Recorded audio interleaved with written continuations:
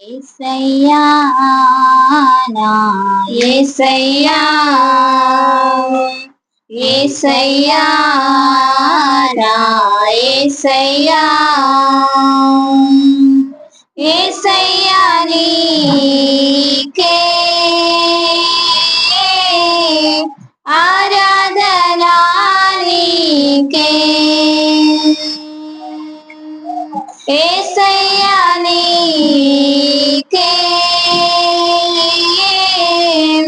ఆరాధనా నీకే ఆరాధనా స్తుతి ఆరాధనా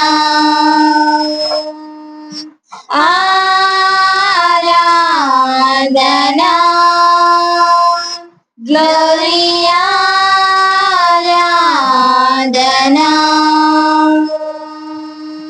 యేసయ్యా నా యేసయ్యా యేసయ్యా నా యేసయ్యా అడవి వృక్షములను జేదరు వృక్షము ఎట్లున్నదో అడవి వృక్షములను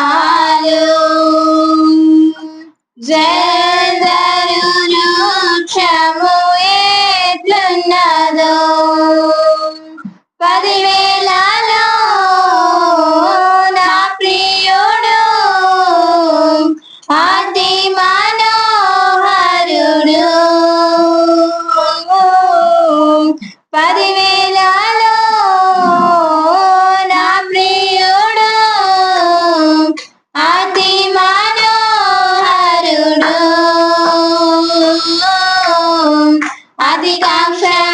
అధికాంక్షణీయుడు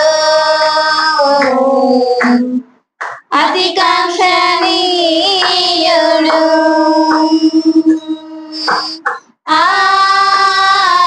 ఆరాధనా గ్లోరీ ఆరాధనా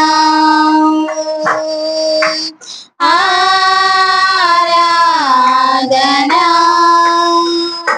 గ్లోరీ ఆరాధనా యేసయ్యా నా యేసయ్యా యేసయ్యా నా యేసయ్యా వేల్పులలో నీవంటి వారు ఎవరు లేరయా వేల్పులలో నీవన్నీ వారు ఎవరు లేరయా స్తుతికి పాత్రుడు మహిమకారుడు నా మంచి దేవుడు స్తుతికి పాత్రుడు మహిమకారుడు నా మంచి దేవుడు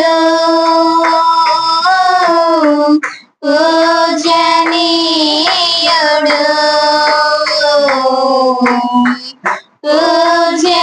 పూజనీయుడు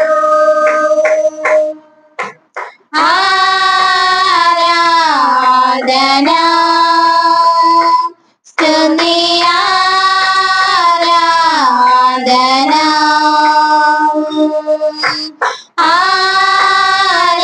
ఆరాధనా గ్లోరీ ఆరాధనా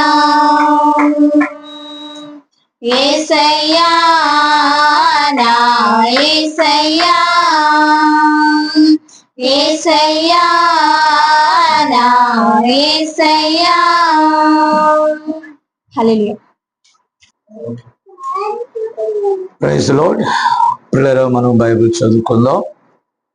అపోస్తుడైన పౌలు గారు హెబ్రీయులకు రాసిన పత్రిక 11వ అధ్యాయము 10వ వచనాన్ని నేను చదువుతున్నాను. ఏలయనగా దేవుడు దేనికి శిల్పియు నిర్మాణకుడునై ఉన్నాడో పునాదులు గల ఆ పట్టణము కొరకు అబ్రహాము ఎదురు చూచుచుండెను. అలాగే హెబ్రీయులకు రాసిన పత్రికలోనే 11:1 1వ అధ్యాయం 1వ వచనాన్ని చదువుతాం. పూర్వకాలమందు నానా సమయములలోనూ నానా విధములుగాను ప్రవక్తల ద్వారా మన పితరులతో మాట్లాడిన దేవుడు ఈ దినముల అంతమందు కుమారుని ద్వారా మనతో మాట్లాడెను. ఆయన ఆ కుమారుని సమస్తమునకును వారసునిగా నియమించెను. ఆయన ద్వారా ప్రపంచములను నిర్మించెను. ప్రార్థన చేద్దాం. ప్రేమగల మా తండ్రి, నాయనా, చదవబడిన ఈ లేఖనము నీది నాయన. ఇదిగో ప్రభా, ఈ పునరుద్ధాన దినములో మరికొన్ని విశేషాలు నీ యొద్ద నుండి మేము పొందుకోవాలని ఇక్కడికి వచ్చాం. ఎందుకంటే మేము మాట్లాడితే అది మానవ జ్ఞానం అవుతుంది నాయన. పరిశుద్ధాత్మగా మీరు మా మధ్య ఉన్నారు ప్రభా. ఈ గడియకు ఏదైతే మాకు వర్తమానం అవసరమో దానిని నాయనా నీ ప్రవక్త ద్వారా మీరు మాకు అనుగ్రహించారు ప్రభా. మేము నమ్ముచున్నాం మీరు నిన్న నేడు నిరంతరము మారని దేవుడు అని. ఈ సమయంలో మీరు రంగం మీదకి వచ్చి ఈ వాక్యమును మా హృదయంలోనికి ప్రభా ఏదైతే అవసరమో నాయనా ఆ తలంపులను పరిశోధించుటకు నీ వాక్కును మీరు పంపుతారని మేము నమ్ముచున్నాం. మీరు రంగం మీదకి రండి నాయనా, సమస్తమును నీ స్వాధీనంలో ఉంచుకోండి. నిలబడుచున్నాను నేను కేవలం నాయనా వచ్చివాడను. అయితే కొద్ది సమయము నీ సిలువ చాటు నన్ను మరుగుపరుచుకో. నీ నోటికి కేవలం ప్రభా ఒక బోరగా మాత్రమే నన్ను వాడుకోనైనా. తద్వారా నీ నామానికి అధిక మహిమ తెచ్చుకోండి, నీ నామానికి ఘనత తెచ్చుకోమని నీకే స్తుతులు స్తోత్రాలు చెల్లిస్తూ సమస్తమును నీ స్వాధీనానికి అప్పగిస్తూ యేసుక్రీస్తు నామమున అడుగుచున్నాము. Amen, amen. దయచేసి కూర్చోండి. పిల్లరా, మరి ఈరోజు పోయిన వారం మనం ధ్యానించిన అదే అంశాన్ని దేవుడు తన గుణలక్షణముల ద్వారా తన్ను తాను బయలుపరుచుకొనును. ఆమెన్. ప్రియమైన దేవుని బిడ్డలారా, ఈరోజు మరికొన్ని విషయాలు ఈ గడియ వర్తమానంలో నుండి మనము కొన్ని విషయాలు చూద్దాం. ఎందుకంటే మరి సమయము గతిస్తూ ఉంది. ఖచ్చితంగా మనము ప్రభు యొక్క రాకడ దినాల్లోకి వచ్చేసామండి. దేవుని స్తోత్రం. చాలామంది అపహాస్యం చేసే దినాలు మనం చూస్తున్నాం. ఈరోజు క్రైస్తవ్యము ఎప్పుడైతే మతమైపోయిందో, మతమైన ప్రతి చోట ఒక పోరాటం ఉంటుందండి. పిల్లరా, ఎల్లప్పుడూ కూడా క్రైస్తవ్యము కొన్ని వేల సంవత్సరాలుగా పోరాడుతూనే ఉంది. ఎలా పోరాడుతుందంటే, సత్యము అంటే వెలుగు చీకటిలో ప్రకాశించుచున్నది, కానీ ఆ చీకటి ఆ వెలుగును గ్రహింపలేని పరిస్థితిని బట్టి ఒక గొప్ప పోరాటం అక్కడ జరుగుతూ ఉన్నది. అయితే ఇక్కడ పెద్ద సమస్య ఏంటంటే, అన్ని రకాల ప్రజలము భూమి మీదే ఉన్నాం. యూదులు, సమరయులు, అన్యులు. కాబట్టి ఈ ప్రజానీకము ఈ భూమి మీద ఉన్న ఎవరి విశ్వాస మార్గంలో వారు వెళ్తున్నారండి. చాలామంది అనుకుంటారు, నీ విశ్వాసాన్ని నా విశ్వాసంతో నేను జత కట్టలేను, పోనీ నా విశ్వాసాన్ని నీ విశ్వాసం దగ్గరికి నేను తీసుకెళ్లాలని అంటే అందులో పోరాటం ఉంటుంది. కాబట్టి విశ్వాసం అనేది అది కేవలం శరీర సంబంధమైన కార్యం కాదు, నమ్మకం అది. కాబట్టి ఈ నమ్మకం అనేది ఎవరి మీద బలత్కారంగా రుద్దేది కాదండి. Praise the Lord. నా మాట గమనించాలి. అయితే మతం అనేది ఒకటి ఉన్నదే, మతం ఎల్లప్పుడూ కూడా ఎవరో ఒకరిని రుద్దాలని చూస్తుంది. నా మాట విన్నారా? అంటే వారు ప్రధాన ఉద్దేశం ఏంటంటే జనములను పెంచుకొనుట, లేకపోతే వారి మందిరాలు నింపుకొనుట. నేను క్రైస్తవ్యం గురించే మాట్లాడుతున్నా. వాళ్ళ శాఖాపరమైన బోధల ద్వారా, ఫర్ ఎగ్జాంపుల్ నేను క్రిస్టియానిటీలోనే అంటున్నా, బాప్టిస్ట్ ఉంది, బాప్టిస్ట్ వాడు బాప్టిస్ట్ బోధ చేస్తారు. సిఎస్ఐ ఉంది, అదే చేస్తారు. లూథరన్ ఉంది, వాళ్ళు అదే చేస్తారు. ఆర్సిఎం ఉంది, వాళ్ళు అదే చేస్తారు. కాబట్టి బైబిల్ ఉంది, ఈ బైబిల్ ఫెయిత్ లేఖనాన్ని అనుసరించే వాడికి ఏ మతం లేదు, ఏ శాఖ లేదని. నా మాట విన్నారా? చాలా మంది నన్ను అడుగుతారు మీరు ఏ డినామినేషన్ అని. నేనన్నాను అసలు మేము డినామినేషనే కాదన్నానండి. దేవుని స్తోత్రం. నా మాట మీరు అర్థం చేసుకోవాలి. నేను అసలు డినామినేషనే కాదు. నా మాట అర్థమైందా? మరి మీరు దేనికి చెందిన వాళ్ళు? నేను బైబిల్కి చెందిన వాళ్ళు. మీరు దేన్ని నమ్మారు? నేను బైబిల్ నమ్మాను. అంటే వాస్తవంగా కుటుంబ పరంగా నా తల్లి కానీ తండ్రి కానీ వారు క్రైస్తవ్యంలో ఏదో ఒక దానికి వెళ్ళారు, ఏదో ఒక శాఖకి వెళ్ళారు. కానీ ఆ శాఖలు నాతో మాట్లాడలా. అందరిలాగానే చదువుకున్నాం, అందరిలాగానే కాలేజీలకు వెళ్ళాం, అందరిలాగానే ఉద్యోగ ప్రయత్నాలు చేసాం, అందరిలాగానే కుటుంబ పోరాడుకున్నాం. కానీ అందరికీ దేవుడు సమస్య పెడతాడని నేను అనలేదు. కానీ నాకు ఒక సమస్య పెట్టాడు, ఆ సమస్యలో దేవుడు మాట్లాడాడు. కాబట్టి మాట్లాడిన దేవుడు ఎవరు అనే గుణ లక్షణాలు నేను చూస్తే ఆ గుణ లక్షణాలు వాక్యానికి దగ్గరగా ఉన్నాయి. మా అమ్మ క్రైస్తవురాలని నేను దేవుడిని నమ్మలా, లేకపోతే అన్యత్వము అని నేను దేవుడిని నమ్మలా, లేదంటే పలాన్ చోట వారసత్వంగా వస్తున్న దాన్ని ఆచరిస్తున్నానని నేను దేవుడిని నమ్మలా.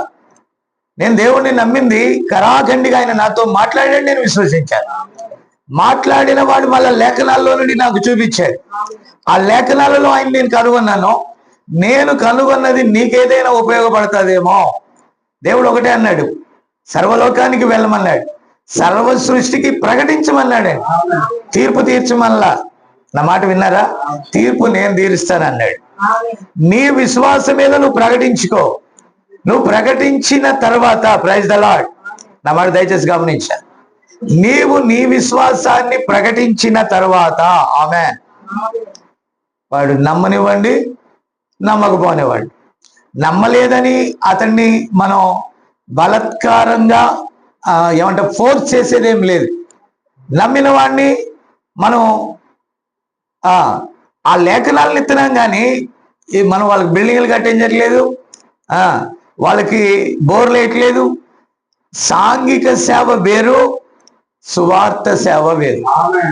ఒక డినామినేషన్ అయిందనుకోండి, అది ఖచ్చితంగా సాంఘిక సేవే చేస్తుంది.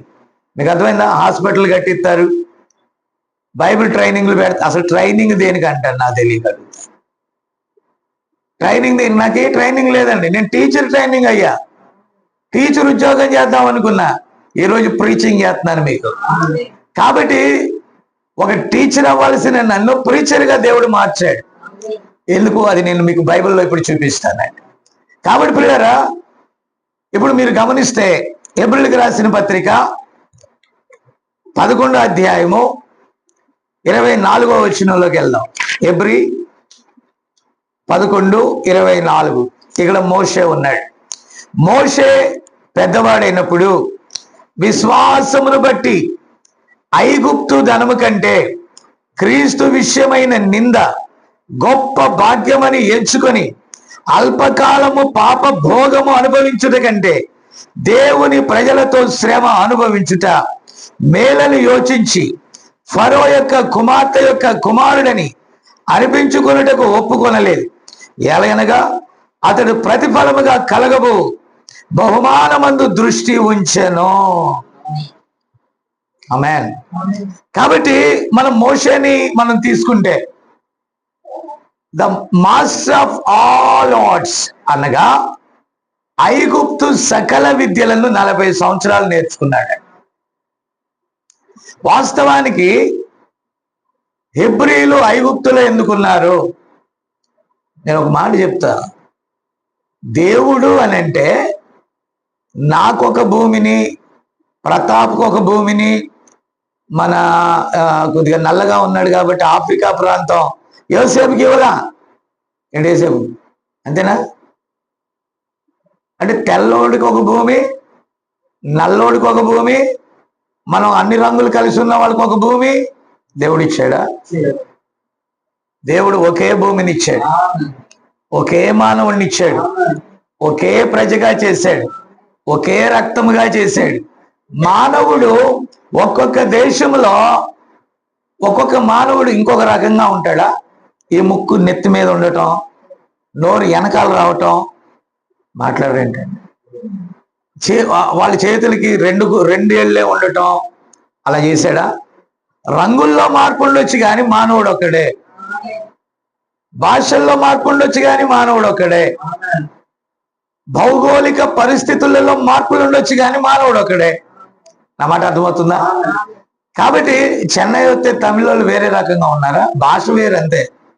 వీఆర్ ఆల్ ఇండియన్స్, అవునా? అలాగే మనమందరము కూడా మానవులము. ఈ విషయాన్ని, ఈ స్వలాభాన్ని బట్టి దేనికోసమో ఆశపడే మానవుడు ఒక ఉగ్రవాదాన్ని క్రియేట్ చేస్తున్నాడు. బైబిల్లో ఒక ఉగ్రవాది ఉన్నాడు, మీకు తెలుసో లేదు. అతడు ఎవరో తెలుసా? కయీన్. కాబట్టి మరి 1 యోహాను 3:12లో అతడు దుష్టుని సంబంధి అన్నాడు.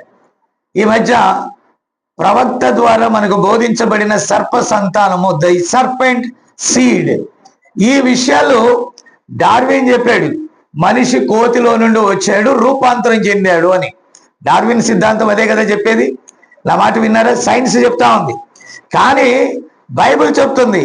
బైబిల్ ఏం చెప్తుంది? దేవుడు తన పోలికలో మానవుని సృజించాడని. తన పోలికలో ఉన్న ఆత్మ సంబంధమైన మానవుడు శరీరం అనే 16 మూలికల డైలోకి పంపిణీ చేశాడు. అంటే లాంచ్ చేశాడు. ఏ మట్టిలో నుండి మానవుని దేహాన్ని తీశాడో, మహిమ గల ఆయనను, లేక ఆయన కుమారుని, లేక ఆదాముని ఆ యొక్క ఆ మట్టి దేహంలోనికి పంపించాడు. ఇప్పుడు మట్టి భౌగోళిక స్థితులు వేరుగా ఉండొచ్చు, విన్నారా? కానీ ఆ మానవుడు ఒక్కడే. కాబట్టి అయితే చాలా మందికి తెలియనిది ఏంటంటే, వెలుగుంటే చీకటి ఉంటుందండి. నీకు దెయ్యం ఉందని నమ్మితే దేవుడు ఉన్నాడని నమ్ముతావు.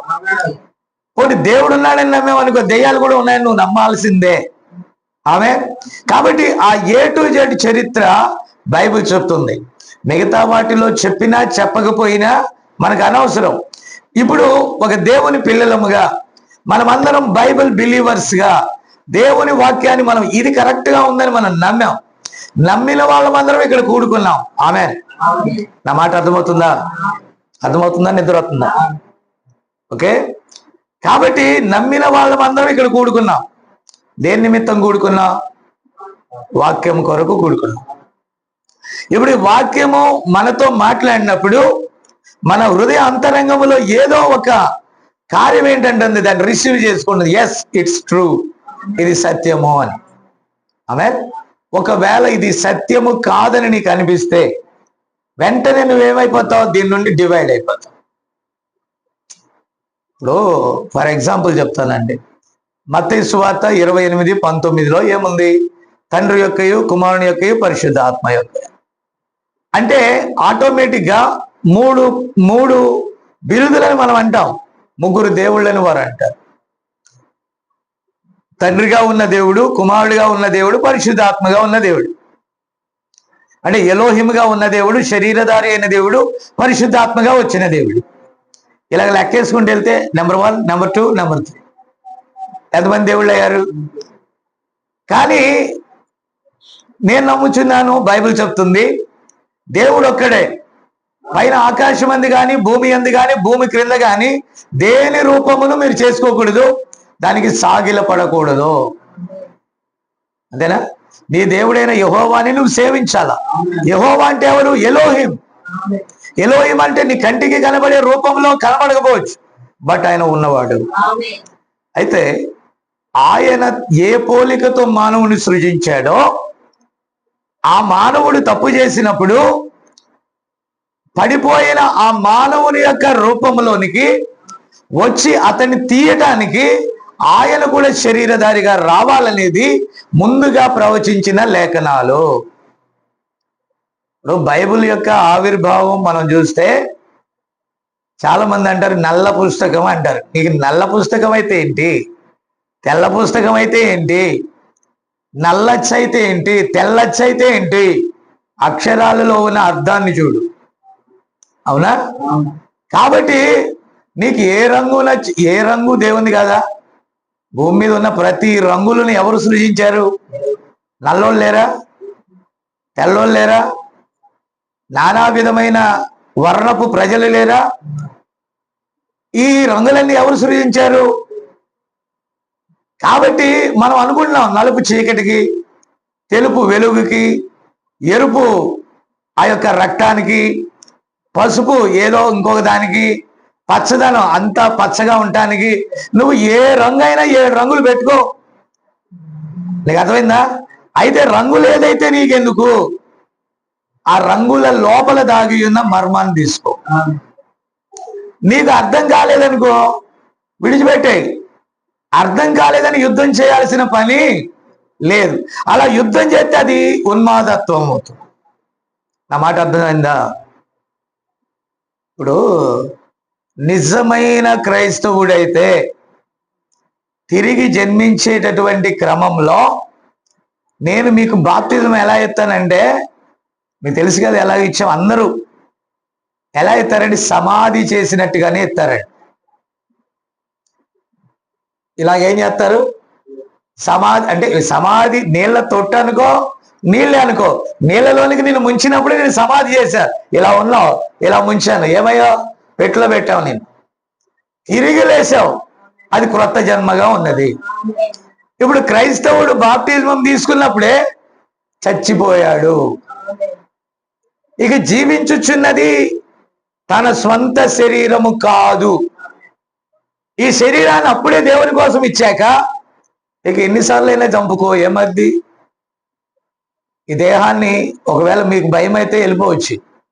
ఎందుకని? అయ్యగారు సమాధి గిమాది అంటున్నారు ఏంట్రా? క్రీస్తులో బాప్తిజం పొందితే ఆయనతో సమాధి చేయబడ్డావు. నువ్వు సమాధి చేయబడ్డవి పునరుద్ధానంలో లేస్తామనే దానికి అది రుజువు ఉంది. ఆమె అయితే మనం పునరుద్ధానముని విశ్వసిస్తున్నాం కానీ మరణాన్ని విశ్వసించట్లా. మరణం మంచివాడికి చెడ్డవాడికి అందరికీ ఇట్స్ కామన్. ధైర్యంగా ఎవడు మరణిస్తాడంటే క్రైస్తవుడే మరణిస్తాడు. మరణములో కూడా నిరీక్షణ ఉంది. ఆమె ఇప్పుడు క్రైస్తవుడు మరణించి ఇంకొకటిగా లేస్తాడా? ఎవడు మరణించాడో అతడే లేస్తాడు, కానీ క్రీస్తు బిడ్డగా లేస్తాడు. ఏం రూపాలేం మార్చాడండి. నా మాట విన్నారా? ఇప్పుడు ఐజాక్ గారు ఆమెను అన్నాడు కాబట్టి చెప్తున్నాను రమేష్ని.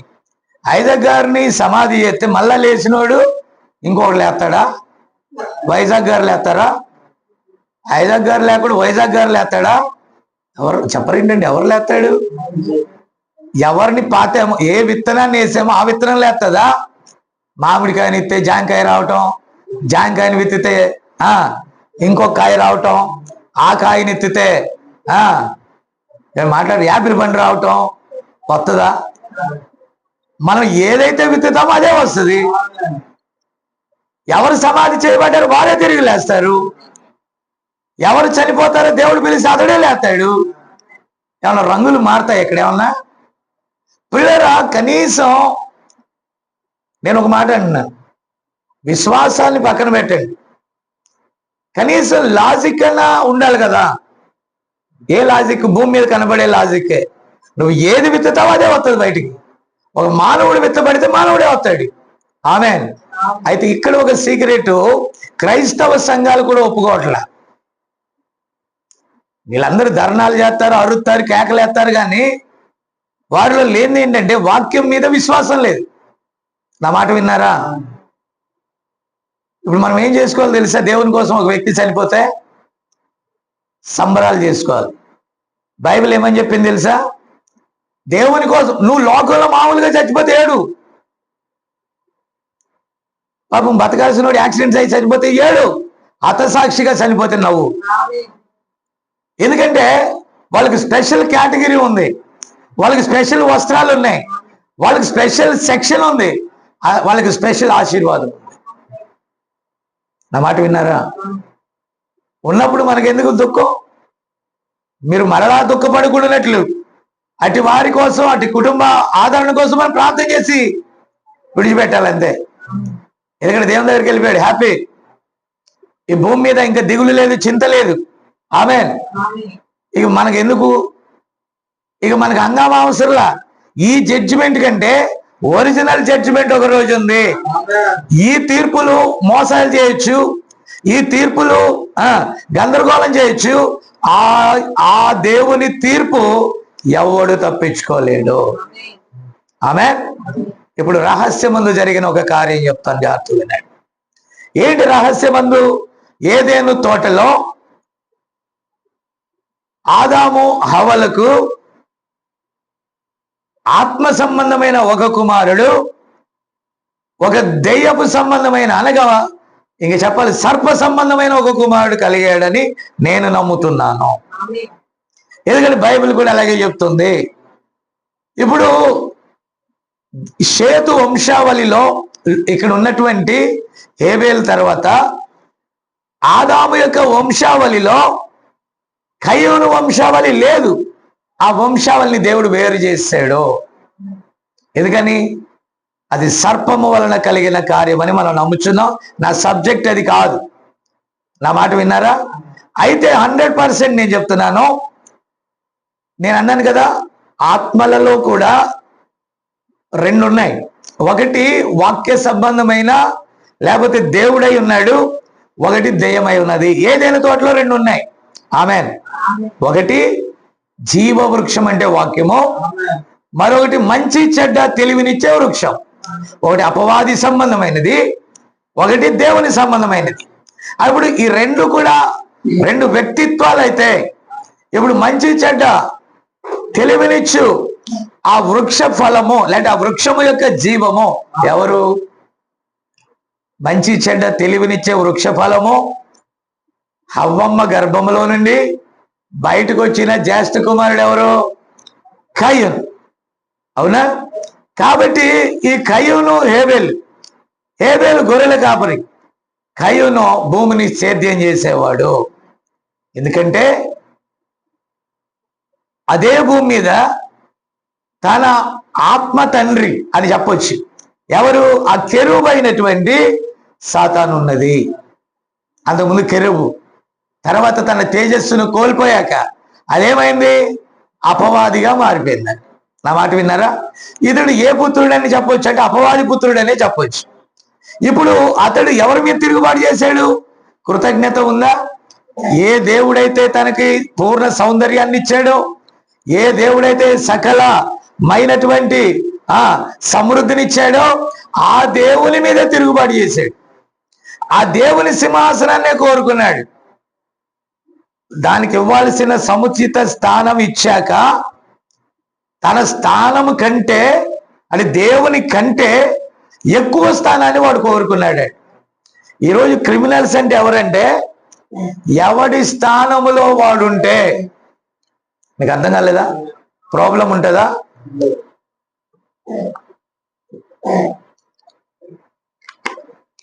It's okay. ఎవరి స్థానంలో వారు ఉన్నట్లయితే ప్రాబ్లమే ఉన్నదా? అసలు ప్రాబ్లం ఎక్కడ వస్తుంది అంటే, ఈ స్థానం వదిలేసి, నీకు ఇవ్వబడిన స్థానం వదిలి నువ్వు వేరొక స్థానాన్ని కోరుకుని మిగతా వారికంటే గొప్పవాడిని అనిపించుకోవాలన్నప్పుడే మతాలైనా సిద్ధాంతాలైనా ఏదైనా యుద్ధాలు చేసుకుంటాయి. సాతాను చేసిన పని అదే. ఎవడు నమ్మని నమ్మకపోని, క్రైస్తవుడు పిరికివాడిగా ఉంటే పిరికివారు దేవుని రాజ్యానికి వారసులు కారు. యేసు ప్రభు నా ప్రాణం పెట్టడానికి వచ్చానన్నాడు, పెట్టాడు. అదే సిలువ ఈరోజు మన భుజాన మోపాడు దేవుడు. ఇప్పుడు కూడా మనం ఏం చేయాలా? పారిపోవాలా? పారిపోతే మనం దుష్టుల సంబంధం. నిలబడాలా? అలాగని నువ్వు ఎవడి మీద యుద్ధాలు చేయాల్సిన పనిలా. నువ్వు నమ్మిన విశ్వాసం మీద నువ్వు నమ్మకంగా ఉండాలి. ఆమె కాబట్టి ఇప్పుడు కయ్యను వచ్చి ఏం చేశాడు? దేవునికి అర్పణ ఇవ్వాలనుకున్నాడు. నీకు ఒక విషయం చెప్పనా? సాతానికి దేవుడు ఎవరు? సాతానుకు దేవుడు ఎవరు? నాకు సమాధానం కావాలి మీ దగ్గర నుంచి. అంటే పోని మీరు సాతాన్ అన్న కెరూబుని సృష్టించింది ఎవరు? దేవుడు. అది ఆయన ఎవరు? యేసు ప్రభువు అనుకో, లేకపోతే యెహోవా అనుకో, ఎలోహిం అనుకో, ఏదైనా అనుకో. ఆది యందు దేవుడు సృష్టించినప్పుడు, సమస్తమును సృష్టించినప్పుడు ఈ దూతలు కూడా ఉన్నారు కదా. ఇప్పుడు కెరూబుకి దేవుడు ఎవరు? అందరికి దేవుడు దేవుడే. కెరూబు కూడా దేవుడే. కెరూబుకు దీవెన రావాలన్నా తీసేసిన దేవుడే, ఇచ్చినా కూడా దేవుడే. అది స్ట్రైట్ మార్గంలో రాకుండా వంకర మార్గంలో వస్తుంది. స్ట్రైట్ మార్గంలో నేను ఎవరన్నాడుగా, నెట్టేశాడుగా. దాని స్థానంలో మానవుని పెట్టాడు దేవుడు. తన పోలికగా మానవుని తీసుకొచ్చాడు. తన రాజ్యాన్ని మానవునికి ఎత్తానన్నాడు. నువ్వు జయించుకొని రమ్మన్నాడు. ఈ రోజు బాప్తిజం పొందిన క్రైస్తవులారా, చర్చిలకు వెళ్తున్న క్రైస్తవులారా, మీరు ఈ భూమి మీద జయించి పరలోకం వెళ్తున్నారు. ఈ భూమిని కాదు మీరు జయించేది. అంటే ఈ భూమిని జయించి రాజకీయ నాయకులు అవుతారా? నా రాజ్యం భూ సంబంధమైంది కాదన్నాడుగా. నా రాజ్యం ఇహలోక సంబంధమైంది కాదన్నాడుగా ఆయన. నా మాట అర్థం కాలేదా మీకు? పోటీ చేస్తారా? తమిళనాడులో పోటీ చేస్తావా? ఇప్పుడు మనం ఎందుకు మన డయాజుల మీదకి రాజకీయ నాయకులు తీసుకురాం? ఏ మతము రాజకీయ రంగు పొలుముకుందో ఇంకొక పార్టీ వాడు ఈ పార్టీ వాడిని చంపుతాడు. నువ్వు సైలెంట్ గా దేవుని సేవ చేసుకుని నీ జోలికి ఎవవాడు రాడు. నువ్వు వెళ్ళి ఒక పార్టీకి నువ్వు మద్దతు ఇచ్చావంటే ఇంకో పార్టీ వాడు ఊరుకుంటాడా? ఊరుకుంటాడా? No sir. ఇప్పుడు కనిగిరి ప్రాంతంలో ఎమ్మెల్యే గారు ఉన్నారు. అంతకుముందు ఒక ఎమ్మెల్యే ఉన్నాడు, ఇప్పుడు ఇంకొక ఎమ్మెల్యే గారు ఉన్నారు. అక్కడ నాకు తెలిసిన ఒక స్నేహితుడు ఉన్నాడు, బ్రహ్మం గౌడ్ అని. అతడు బాబన్న ఇలా పలానా చోట పలాంది ఈ కనిగిరి ప్రాంతంలో ఇలా వేస్తున్నారంటే నేను పెట్టాను, నాకు పెట్టాడు కాబట్టి లింక్ నేను పెట్టాను. గాడ్ బ్లెస్ యూ ఎమ్మెల్యే గారు అన్నానండి. అంటే ఆ ప్రాంతానికి ఇతను ఏదో చేస్తున్నాడు కాబట్టి గాడ్ బ్లెస్ యూ చెప్పా. అదే స్థానంలో ఇంకొక ఎమ్మెల్యే ఉన్నాడు అనుకో, ఆయనకు కూడా గాడ్ బ్లెస్ యూ చెప్తా. ఎందుకనంటే ఈ భూమి నేను ఒక పార్టీకి చెందిన వాడిని కాదని వాళ్ళకి తెలుసు. అందుకు నన్ను ఇద్దరు ప్రేమిస్తారు. నీ పాయింట్ అర్థమైందా? ఓటు అనేది వ్యక్తిగతమైనది. నీకు ఏది నచ్చితే దానికి ఓటేయి. కానీ చాలా భయంకరం ఏంటంటే క్రిస్టియానిటీ కూడా రెండు పార్టీలుగా విభాగింపబడ్డదే. ఇది మన దౌర్భాగ్యం. నీకు అర్థం కాలేదా? అంటే ఇప్పుడు యుద్ధం కూడా ఏ విధంగా చేస్తున్నారు? పార్టీల పరంగా చేస్తే చచ్చిపోవటమే మిగలాలా. మీకు అర్థమైందా? మతము రాజకీయము అంతేనా? మతము రాజకీయము ఆ రెండు రంగులు కలిసి విన్నారా ఏం తయారైంది? ఒక మృగం తయారైంది. నా మాట విన్నారా? నా మాట అర్థమైందా? ఇప్పుడు రాజకీయ సంబంధమైనది యుద్ధాలే చేస్తుంది. ఒక పార్టీని ద్వేషించుకుంటాయి. ఒక దేశము మరొక దేశాన్ని ప్రేమిస్తే ప్రేమించవచ్చు, ద్వేషించుకుంటే. కానీ క్రైస్తవుడు అలాంటి వాడు కాడే. క్రైస్తవుడి రాజ్యం భూమి కాదే. క్రైస్తవుని రాజ్యం అసలు భూ సంబంధమైన పోరాటమే కాదు. అసలు క్రైస్తవుడు పరలోక సంబంధి. ఏ దేశం నుండి వచ్చాడో తిరిగి ఆ దేశానికి, ఇందాక చదివించాను, దేవుడు దేనికి నిర్మాణకుడు, సృష్టికర్త అయి ఉన్నాడో, దేవుడు దేని నిర్మించాడో, దేవుడు దేని సృష్టించాడో ఆ పునాదులు కలిగిన పట్టణం కోసం మనం ఇక్కడ నమ్మకం ఉంచి వెళ్తున్నాం. ఈ ప్రభుత్వం వస్తుంది.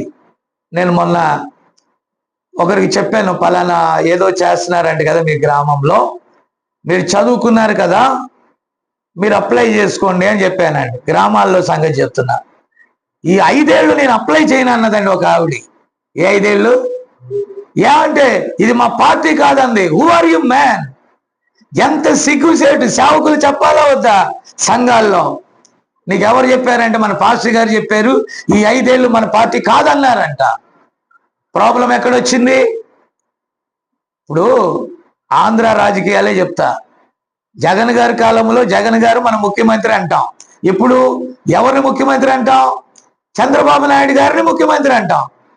మనకి ఎవరైతే పాలన చేస్తున్నాడో వారి కోసం మనం ప్రార్థన చేయాలి. మంచి పాలన ఇచ్చేది నాయకులు కాదు, మంచి పాలన ఇచ్చేది దేవుడు. ఆమేన్. మీకు అర్థం కాలేదా? ఎవరైనా చేస్తారని పాలన జరిగించేవాడు దేవుడు. మన రాజు దేవుడు.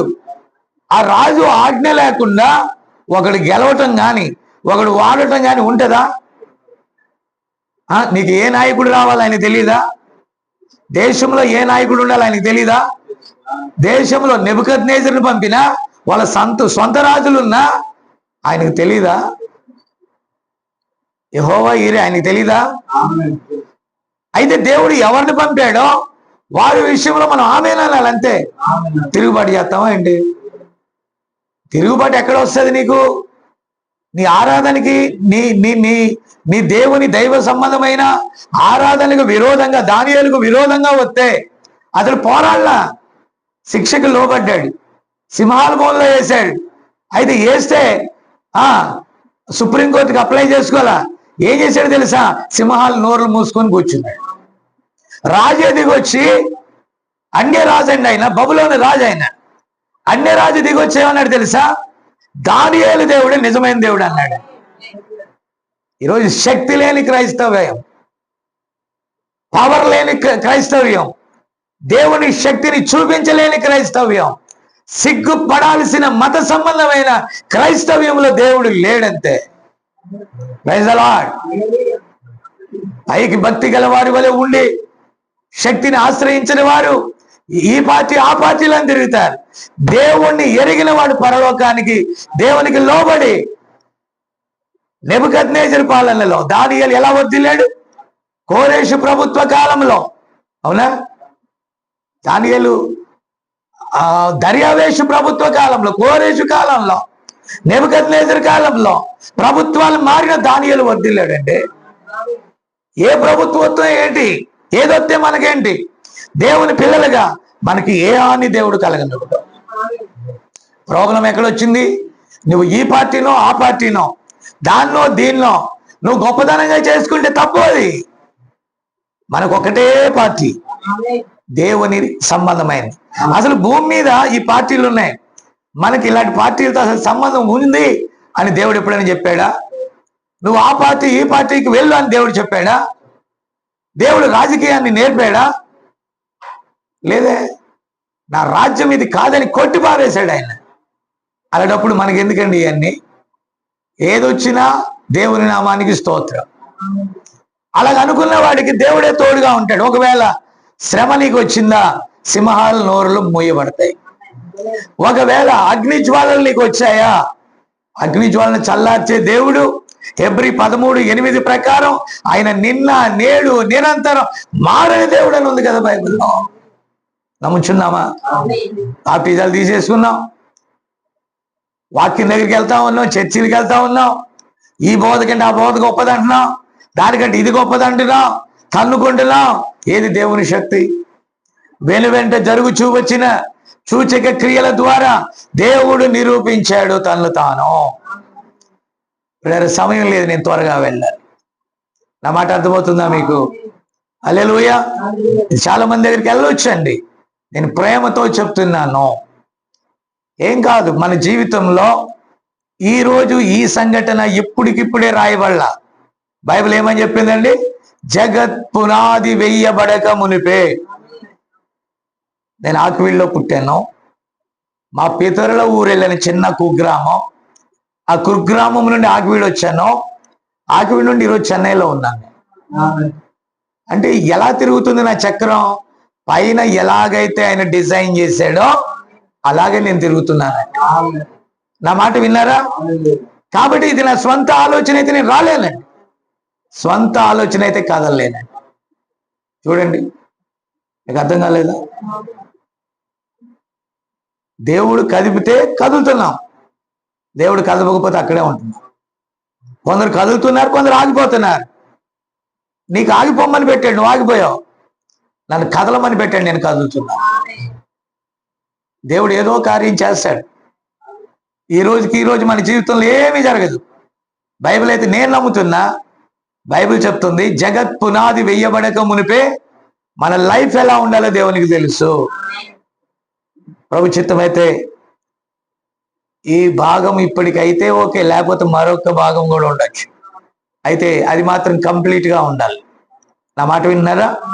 ఇప్పుడు చూడండి, ఒక రోజు అన్నాడు, ప్రవక్త అన్నాడంట, మనం అమెరికా వాళ్ళం, అమెరికా వాళ్ళు ఇలాగే ఉండాలి, అమెరికా వాళ్ళు ఇలాగే పోకిరిగా ఉండాలి. హోయ్ అంటారు. అమెరికా వాళ్ళు ఏమంటారు? Hey mister Ramesh, how are you అంటారు. అంటే ఎలా ఉంటుందండి వాళ్ళ మాట? ఒక ఒక దాన్ని ఏమంటారు, అది దూకుడుగా పోకిరిగా ఉంటుందని. నా మాట విన్నారా? నిన్న ఒక సౌత్ కొరియా గురించి చదివాను. సౌత్ కొరియాలో ఇండియన్స్ ని, పాకిస్తాన్ వాళ్ళని వినారా, వాళ్ళు పెద్దగా ప్రేమించారంట. వాళ్ళని లేబర్ వర్క్స్ లో పెడతారంట. వినారా? ఇప్పుడు సౌత్ కొరియా వెళ్ళామనుకో, వాళ్ళ హోటల్స్ లో కూడా మనం ఉండేవారు, మనం సపరేట్ గా వేరే చోట కొనుక్కోవాలి. అంటే అక్కడ ఒకరు ఎవరో చెప్పారు. అయితే వాళ్ళు ఫీల్ అవుతారంట, ఈ సౌత్ కొరియాలో మనమే అందగాళ్ళము అని ఫీల్ అవుతారంట. మీకు అర్థమైందా? అంటే వాళ్ళు ఎలా ఉంటారో మీకు తెలుసు కదా, థాయిలాండ్ ఇవన్నీ. ఈ సౌత్ కొరియన్ పీపుల్ అనుకుంటారండి, వాళ్ళే అందం అనుకుంటారండి ప్రపంచం. నా మాట విన్నారా? అయితే వాళ్ళ ఫీలింగ్స్ లో, వాళ్ళ దేశానికి వచ్చిన వాళ్ళు అందరు లిటరేచర్ 90% చదువుకున్నవాడు, వాళ్ళు చదువుకున్న స్థాయికి తగ్గ ఉద్యోగాలు అయితేనే చేస్తారంటే. అక్కడ వ్యవసాయం చేయడానికి మన ఇండియా నుంచి, పాకిస్తాన్ నుంచి, కొన్ని చిన్న చిన్న దేశాల నుంచి తీసుకెళ్తారు. అలాగే లేబర్ పని చేయడానికి ఇక్కడ నుంచి తీసుకెళ్తారు. ఇప్పుడు మన వాళ్ళు చదువుకోవటానికి వెళ్ళినా, గొప్ప కాలేజీలో చదువుకున్నా, మంచి రెస్టారెంట్కి వెళ్ళినా, అక్కడ వాళ్ళు ఆ చదువుకున్నా అక్కడ ఏదైనా టీచర్ జాబ్ చేయాలంటే మన వాళ్ళకి ఎవరు అవకాశం. మన వాళ్ళు వెళ్తే ఏ పని చేయాలంట? కూలి పనులే చేయాలంట. మన అంటే నేను ఇండియా గురించి మాట్లాడు. కాబట్టి పిల్లరా, వ్యత్యాసాన్ని, వాళ్ళ దేశం కాబట్టి వాళ్ళ వ్యత్యాసాన్ని చూపిస్తున్నారు. నా మాట విన్నారా? అయితే వీళ్ళందరూ కూడా లేబర్ వర్క్ చేస్తున్నారు కాబట్టి వారు ఏం భయపెట్టారు? వృత్తిని బట్టి వీళ్ళు ఎలాంటి వారు? అంటారా అని వారు. అంటే ఏదైతే మనకి చిన్న చిన్న పనులు, వీధులు ఊడ్చే పనులు, దట్ మున్సిపాలిటీ, వాళ్ళు ఏం తక్కువ కాదండి, వాళ్ళు లేకపోతే లైఫ్ లేదు. విన్నారా? మనం గౌరవిస్తున్నాం వాళ్ళని, శానిటరీ వీళ్ళందరినీ మనం గౌరవిస్తున్నాం. సో పిల్లలు మీరు దయచేసి గమనించాలి, అయితే అది తక్కువ జాతి పని. మోషే కాలంలో కూడా అలాంటి పరిస్థితులు ఉన్నాయి. నా మాట ఎందుకు చెప్తున్నా తెలుసా? మోషే కాలంలో కూడా ఐగుప్తు దేశంలో అలాంటి పనులు ఉన్నాయి. ఐగుప్తు రాజు, నా మాట విన్నారా, ఒక కలగన్నాడు. ఇతడు ఒక ఐగుప్తీయునికి అమ్మివేయబడ్డాడు. ఎవరు? యాకోబు 12 కుమారులలో రాహేలు యొక్క జ్యేష్ఠ కుమారుడైన యోసేపును తన తండ్రి ఎక్కువగా ప్రేమించాడండి. నా మాట విన్నారా? తన తండ్రి ఎక్కువగా ప్రేమిస్తే మిగతా అన్నదమ్ములకి ఏమొచ్చింది? ఏమ్మా ఉన్నారా? మిగతా అన్నదమ్ములకి ఏమొచ్చింది? ఆడేమనాలి అర్థం కావట్లేదు. ఏమొచ్చిందంటే కరోనా వచ్చింది అంటాడేమో భయం వేస్తున్నాడు. ఏమొచ్చిందంటే అసూయ వచ్చిందండి. కరోనా కంటే డేంజర్ అసూయ. నా పాయింట్ అర్థం కాలేదా మీకు? కాబట్టి ఏమొచ్చింది? అసూయ వచ్చింది. అసూయ వచ్చినప్పుడు ఈ తండ్రి జాగ్రత్త పడుతున్నాడు. ఎందుకంటే అసూయ ఉన్న ఈ దేశంలో అయినా, అసూయ ఉన్న ఇంటిలోనైనా, అసూయ కలిగిన ప్రజల్లో అయినా ఆ వ్యక్తికి ప్రమాదం ఉంది. మిగతా వీళ్ళందరూ అన్నదమ్ములు కదా, ఒక యాకోబు పిల్లలు కదా. మీరు వాస్తవంగా చూస్తే ఆదాము కుమారుడు అనబడిన కయ్యూను ఉన్నాడు, కానీ దుష్టుని సంబంధి. విన్నారా? దేవుని కుమారుడు అనబడిన హేబేలు ఉన్నాడు, దేవుని సంబంధి. ఇద్దరు బలి ఇచ్చారు. ఇప్పుడు కయ్యూనికి ఏం తెలుసు? ప్రత్యక్షత ఉందా? తనకు తెలిసిన విధంగా ఆరాధన చేశాడు. ఎలా చేశాడు? తనకు తెలిసిన విధంగా పూలు పళ్ళు రకరకాల ఆరాధన, దేవార్పితం అన్నాడు. దేవుడు నాకు వద్దు అన్నాడు. ఏమన్నాడు? బైబిల్ ఏముంది? లక్ష్యం చేయలేదనంటే కేర్ చేయలేదంట. కయ్యూని అర్పణ దేవుడు, అప్పుడు ఒక్కడే దేవుడు, 100 దేవుళ్ళు లేరు అక్కడ. కేర్ చేయలేదంట. కేర్ చేయకపోతే హేబేలుకు తెలిసింది, ఓరు నాయన మా అన్న ఏది చేస్తే తమ్ముడు అదే చేస్తాడుగా, పెద్దోడు ఏది చేస్తే చిన్నోడు ఏం చేస్తాడు? పెద్దోడు ఒకటి చేస్తే చిన్నోడు ఇంకోటి చేయడు. పెద్దోడు ఏది చేస్తే, ఇప్పుడు సేవకుడిగా నేనున్నాను, నేను ఏది చేస్తే మీరు అదే నేర్చుకుంటారు. నా మాట విన్నారా? అంతేనా? పెద్దోడా? అంతే కదా. పెద్దోడు ఏది చేస్తే చిన్నోడు ఏది చేస్తాడు. ఇప్పుడు పెద్దోడు చేశాడు. పెద్దోడు చేసేటప్పుడు చిన్నోడు ఏం చేశాడు? గబగబా వెళ్ళి తన గొర్రెల మందల్లోకి వెళ్ళి శ్రేష్టమైన క్రొవ్విన ఒక గొర్రె పిల్లను తెచ్చాడు. బహుశా నేను అనుకుంటాను తను ఎలా చూసుంటాడంటే, ఈ గొర్రె పిల్లలన్నీ నాయి, ఈ గొర్రె పిల్లల్లో దేన్ని తేవాలబ్బా అంటే 10 మంది 1000 గొర్రెలున్నా ఒక గొర్రె ఆ కాపరికి దగ్గర తిరుగుద్దండి. ఇష్టమైన గొర్రె ఉంటది. నా మాట విన్నారా? ఇప్పుడు ఆ గొర్రెల్ని ఎదుగుతానికి వెళ్తే ఈ గొర్రె వచ్చి ఏమంది? ఏవేళ అంది. ఏమంది? అంది కదా, గొర్రె అరుతుంది కదా. అది వచ్చి ఏవేళ అంది. ఇది చూస్తే మిగతా గొర్రెల కంటే ఇదే బాగుంది, ఎందుకంటే రోజు బాగా పెంచాలండి దీన్ని. ఇది ఇష్టమైన గొర్రె. మరి ఇష్టమైన గొర్రెని కష్టమైన ఇప్పుడు ఏం చేయాలి? దేవునికి బలి ఇవ్వాలి. నీకు ఇష్టమైనది కావాలి దేవునికి. మనం ఎలా చేస్తాం? ఇష్టమైన 100 నోటు తీసుకెళ్ళి మళ్ళీ బైబిల్లో పెట్టి దాస్తాం. నలిగిపోయింది తీసుకొచ్చి కుండీలో వేస్తాం. నా సందర్భం అది కాదులేండి, చెప్తున్నాను. అసలు నాకు ఇష్టమైంది నేనే ఉంచుకుంటాను, మళ్ళీ బైబిల్లో దాచుకుంటాను దాన్ని. ఇష్టం కానీ ఎక్కడ వేస్తాను? అమ్మ నిద్రపోనేమమ్మా, అలిసిపోయాడు, డోంట్ డిస్టర్బ్. ఎక్కడైనా కొంచెం పడుకునే ఉండాలగా, అలా వదిలేయండి. జాగ్రత్తగా వినండి. కాబట్టి పిల్లలు మీరు దయచేసి వినాలి. ఆదివారం హాలిడే కదా, సండే అంటే ఏంటి? హాలిడేనా? Work holiday. ఓకే, ఇది అయిపోగానే మన ప్రతాప్కి జాలిడే. అంతే కదా, హాలిడే అంటే జాలిడే. గుడ్. నాకేమో ఈ హోలిడే. దేవుని స్తోత్రం, పరిశుద్ధమైన దినం, దేవుని స్తోత్రం కలుగును గాక. సో ఇప్పుడు హేబేలు ఇచ్చాడు, హేబేలు తీసుకెళ్ళాడు, తనకి ఇష్టమైన దాన్ని తీసుకెళ్ళాడు, పదునైన రాయిని తీసుకెళ్ళాడు. ఇష్టమైన దాన్ని కోస్తున్నాడు. దేని కోస్తున్నాడు అంటే ఇప్పుడు గొర్రె పిల్లని ఎక్కువ ప్రేమించాడా, దేవుని ప్రేమించాడు? నేను అడిగాను, ఈరోజు 30వ తారీఖు వర్కింగ్ డే కదా అని అంటే లీవ్ పెట్టేశాను అంటాడు. అంటే చుట్టి పెట్టాను. తమిళ్లో సెలవుని ఏమంటారమ్మా? లీవ్. లీవ్ ఇచ్చారు అమ్మా, విడుమురై. ఓకే, 30వ తారీఖు ఈ first Sunday working day, but విడుమురై. Okay, right, good. కాబట్టి సెలవు పెట్టాడు. అంటే ఏం చేశాడు? త్యాగం చేశాడు. ఏం చేశాడు? ఈ త్యాగరాజు ఏం చేశాడు? త్యాగం చేశాడు. నా మాట విన్నారా? వినండి. సో ప్రియులారా, మీరు దయచేసి గమనించాలి. ఈ త్యాగం చేసిన దేవుడు చూశాడు కదా. అదే రే, చిన్న దాంట్లో త్యాగం చేశాడు ఆదివారం, ఇతనికి మరి మంచిదాన్ని ఇవ్వచ్చులే అనుకున్నాడు. కానీ ముందేం చేయాలా? చెప్పండి త్యాగరాజులు, ముందేం చేయాలా? త్యాగం చేయాలా వద్దా? మాట్లాడరేంటండి మీరు? చేయాలా వద్దా? ముందు చేశాడు. కష్టమో నష్టం, చూడు కింద కూర్చున్నాడు.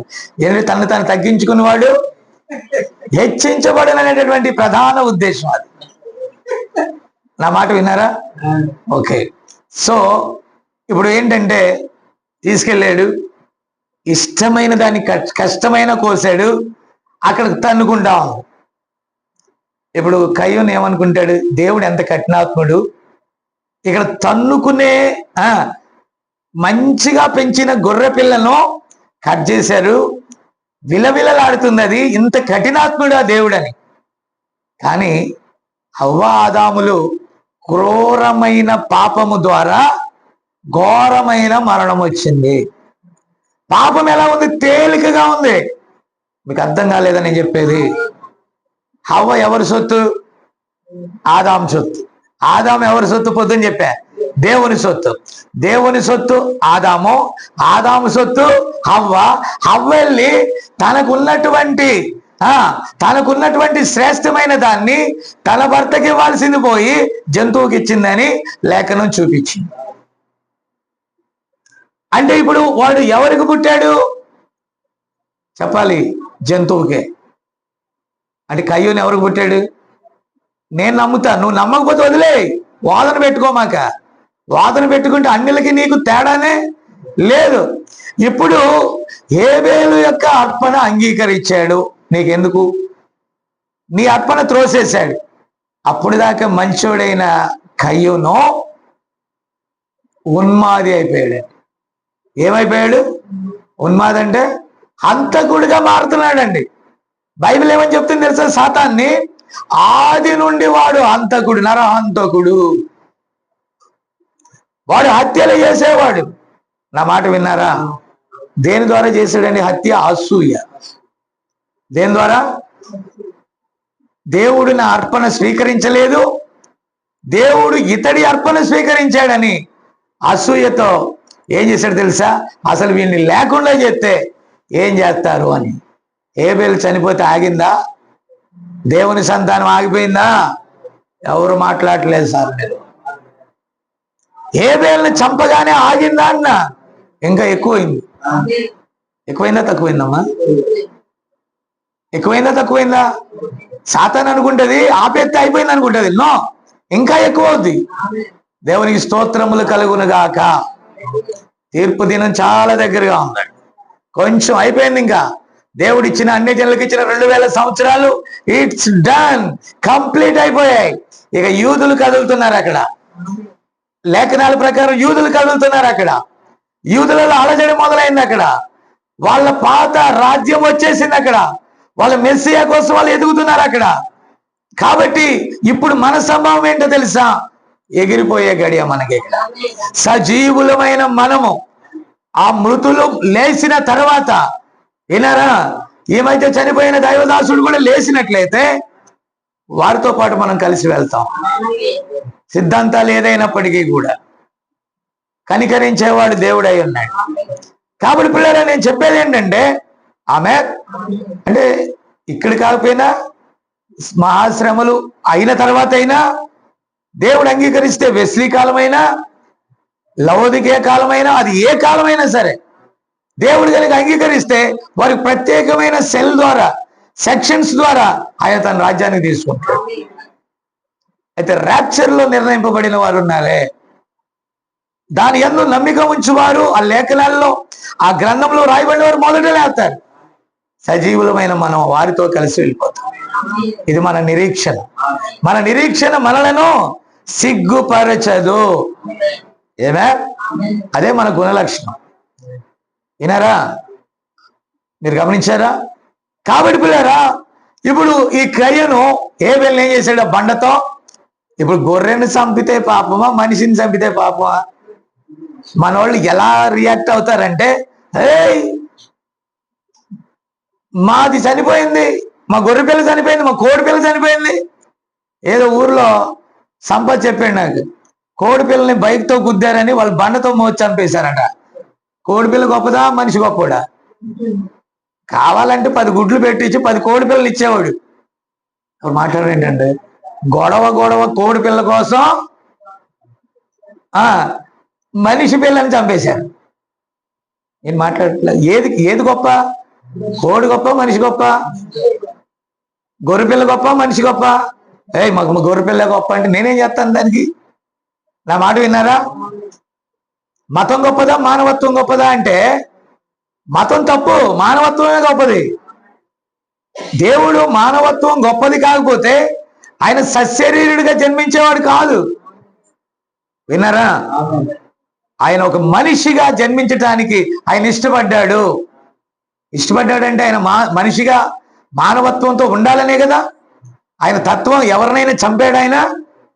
ఆమె ఎవరిని చంపలేదా? ఎప్పుడన్నా యేసుప్రభు కత్తితో పొడిచి చంపినోడిని ఒకటి చూపించండి, నేను చూద్దాం. పేతురు చంపాడు మళ్ళీ అపోస్తలుడు. విన్నారా?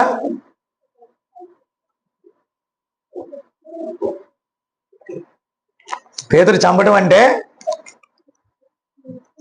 మల్కు చెవు నరికేసాడని. చెవు నరికేస్తే రక్తం అంతా కారిపోతే ఏమయ్యేవాడు? చచ్చిపోయేవాడు కదా. నీ చెవు కోసే తాగుతావేంటి? రక్తం అంతా పోయిపోతావు. కానీ యేసుప్రభు అలాంటి సమయంలో కూడా యేసుప్రభుని అప్పగించటానికి వచ్చాడు. వచ్చిన వాని మల్కు చెవిని కూడా పాతికిచ్చాడు. విన్నారా? అక్కడ ఆశ్చర్యపోయారు వాళ్ళు. ఇంత ప్రేమ ఆయన. దేవుడు ప్రేమామయుడు. క్రైస్తవ్యము అంటే దొంగ క్రైస్తవ్యం ఉంది లేదంట్లా. నిజ క్రైస్తవ్యము హాని చెయ్యదు. చేస్తుందా? ఏమో, నేను చదివిన బైబిల్లో క్రైస్తవ్యము పక్కనోడిని చంపినట్టుగా నేను చూడలా. అసూయ పరులు చంపారు. అసూయ క్రైస్తవ్యం కాదు. అసలు క్రైస్తవ్యం అనేది మతం కాదు.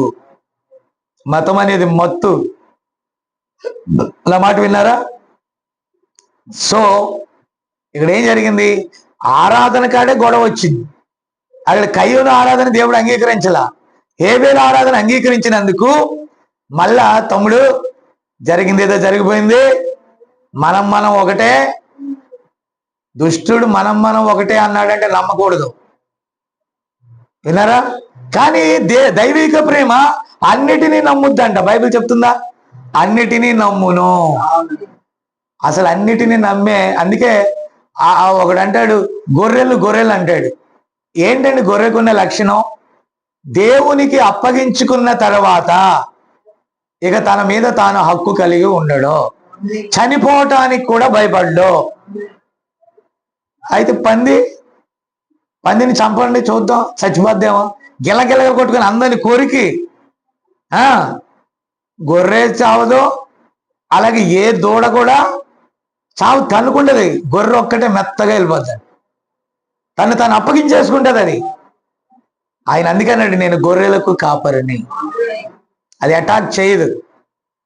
కుక్క కరిసిందని నిన్నాం, బర్రె తొక్కిందని నిన్నాం, బర్రె దూడ తొక్కిందని నిన్నాం, గొర్రె పిల్ల కొరికిందని ఎక్కడ నిన్నావా? మళ్ళీ వీళ్ళందరూ అంటారు గొర్రెలు కరిసేస్తుంటే అందరూ చచ్చిపోతున్నారంట. ఎలా చచ్చిపోతారు? గొర్రె కరుతుందా? మరి గొర్రెలు లేకుండా చేయాలరా. మరి గొర్రెలు లేకపోతే దున్నపోతులు తెచ్చుకో. నా మాట అర్థం కాలేదా? నీకు ఈ గొర్రెలు వద్దన్నా, గొర్రె ఎవరికి హాని చేయదు. చలిలో కప్పుకోవడానికి వెచ్చని ఊళ్ళు ఇస్తుంది. మంచి పోషకాహారమైన తన శరీరం, తన మాంసం ఇస్తుంది. అది నీకు వద్దనుకుంటే కరిసే పందుల్ని, కరిసే కుక్కల్ని, అడ్డగాడిదల్ని, దున్నపోతుల్ని నువ్వు తెచ్చుకో. అంతేనా? మళ్ళీ పాములు ఏం చేస్తాయి? పాములే కలుసుకొని చచ్చిపోతాయి. దున్నపోతులు రక్తం కారేదాకా పొడుచుకొని చచ్చిపోతాయి. కుక్కలు కరుచుకొని చచ్చిపోతుంది.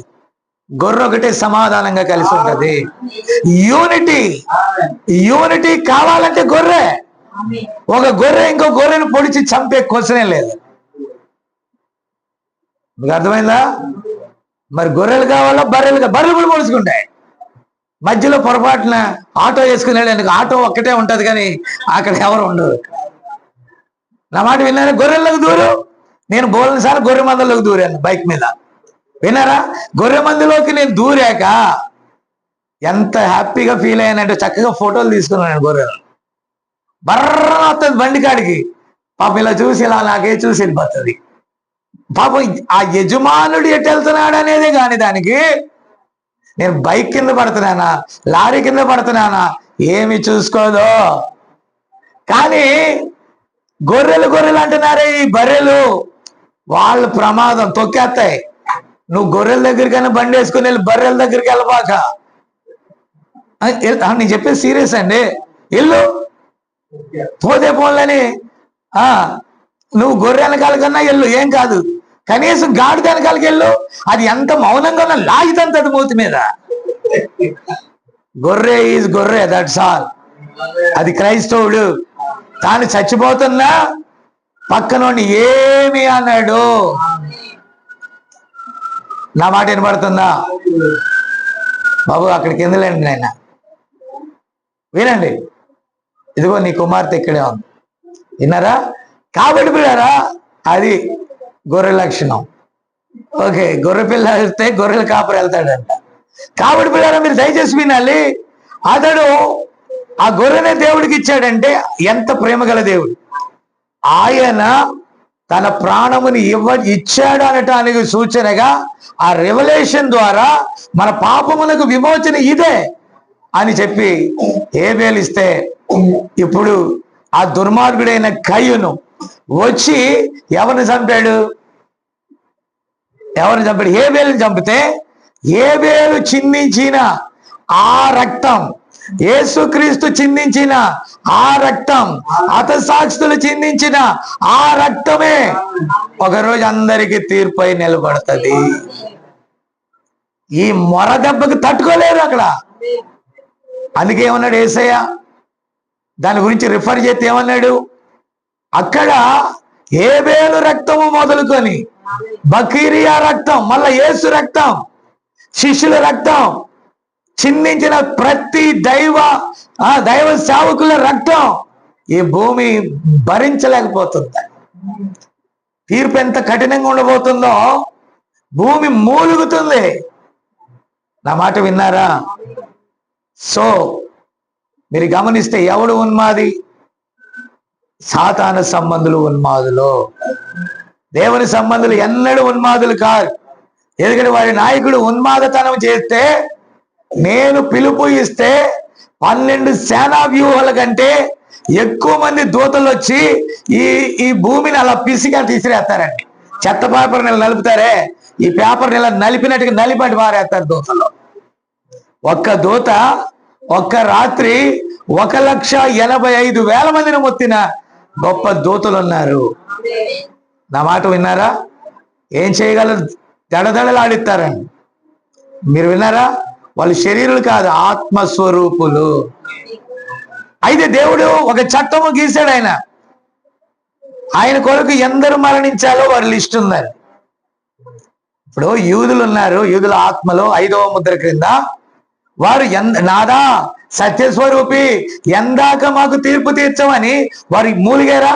బలిపీఠం కింద కేకలేశారా? మీతో పాటు హతసాక్షులుగా చనిపోబడే వారి లెక్క పూర్తయ్యే వరకు కొంచెం ఓపిక పట్టమన్నాడు. నా మాట అర్థం కాలేదా మీకు? ఓపిక పట్టమన్నాడా లేదా? ఏమే? కాబట్టి పిల్లలు మీరు దయచేసి గమనించాలి. అలాగే అన్ని జనుల్లో కూడా ఒక లెక్క ఉంది. వారి లెక్క పూర్తయ్యేదాకా దేవుడు ఓపిక పట్టాడు. మనకులాగా తొందరపడ్డా ఆయనకు ఒక టైం ఉంటుంది. నా మాట విన్నారా? దేవుని టైం వస్తే ఎవడు ఆగలేడు. ఆయన సముఖంలో భూమి ఆకాశం, ఎవడు ఆకపోతే వీళ్ళు ఆగుతారా? విన్నారా? వాళ్ళు త్వరలో మర్చిపోతారు. అన్నిటికంటే ముఖ్యంగా ఆర్టిఫిషియల్ ఇంటెలిజెన్స్. నా మాట విన్నారా? దాన్నే నమ్ముకుంటారు ప్రజలు ఈ రోజుల్లో. సరే, నా సబ్జెక్ట్ అది కాదు. ఇప్పుడు మోషే ఐగుప్తు ధనము కంటే క్రీస్తు విషయమైన నింద గొప్ప భాగ్యమని ఎంచుకున్నాడు. ఆమేన్. అంతేనా? కాబట్టి అప్పటికి ఐగుప్తు యొక్క సకల విద్యలు ఎన్ని సంవత్సరాలు నేర్చుకున్నాడు? 40 సంవత్సరాలు నేర్చుకున్నాడు. అయితే వారు ఐగుప్తుకి ఎందుకు వెళ్ళారనే చరిత్ర కాడ ఇందాక నేను ఆపాను. దాని లింక్ కంప్లీట్ చేస్తాను. అదేంటంటే యోసేపు యాకోబు యొక్క 12 కుమారులలో రాగేలు సంతానంలో ఒకడు. 2 భార్యలు. యాకోబుకి ఎంతమంది? 2. ఒక ఆమె పేరు, మరొక ఆమె పేరు. అవునా? రాహేలుకి ఎంతమంది కుమారులు చెప్పండి? Bible knowledge. 2. 2లో జ్యేష్ఠుడు ఎవరు? యోసేపు. యోసేపు మీద దేవుని ఆత్మ ఉంది. యోసేపు మీద కలలు కనే ఒక వరం ఉంది. వరం అయిన సూచన. దేవునికి స్తోత్రం.